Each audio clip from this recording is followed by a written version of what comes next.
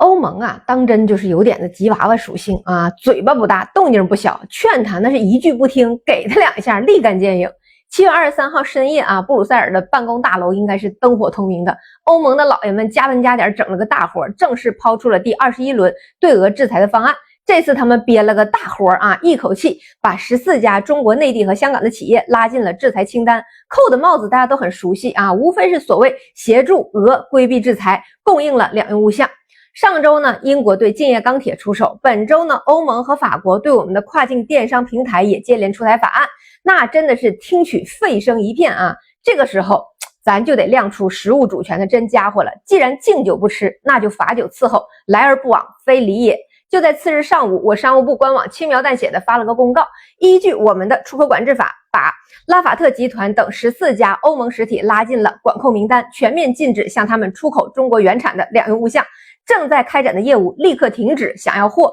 逐案来北京申请。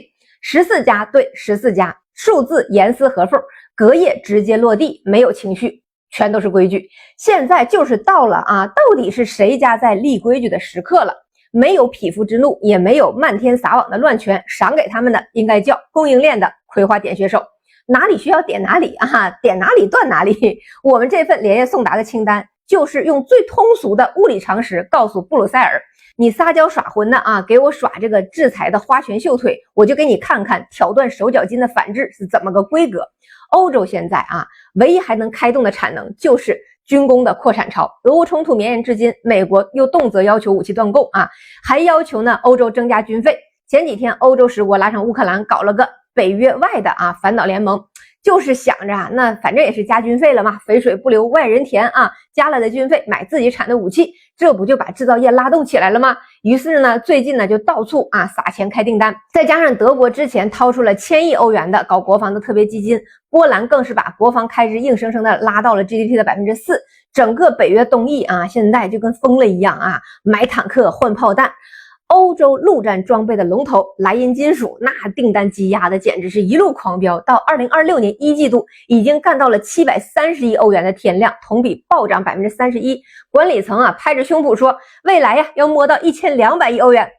但现在莱茵金属上了我们的清单，那这个风光的订单的薄背后原来是一个趴在我们的供应链上端碗吃饭放下碗耍剑的小可爱。那我不得好好让你知道自己到底是吃的谁家的用的谁家的。过去30年欧洲玩去工业化玩的简直嗨起整个军工的上游产能给削的七零八落。炮弹最核心的原材料硝化棉被欧洲为了高大上的环保政策连年关停本土产能，现在自给率 30% 都不到，超过 70% 的棉短绒原料得靠中国进口，有些高端品类甚至对我们的依赖度超过了 90%。 莱茵金属的 CEO 之前自己都承认，为了防止断供，他们硬是囤了3年的库存，但每个月呢还是得眼巴巴的等着补货。这就好比一家人为了请客去超市抢了3袋米，看着好像挺多的，但你架不住天天要开流水席旧粮吃完，新粮这个阀门到底在谁手里呢？嘿，巧了，在我们手里攥着呢。而化工呢还只是最基础的，消化棉嘛，使劲还是有可能解决的，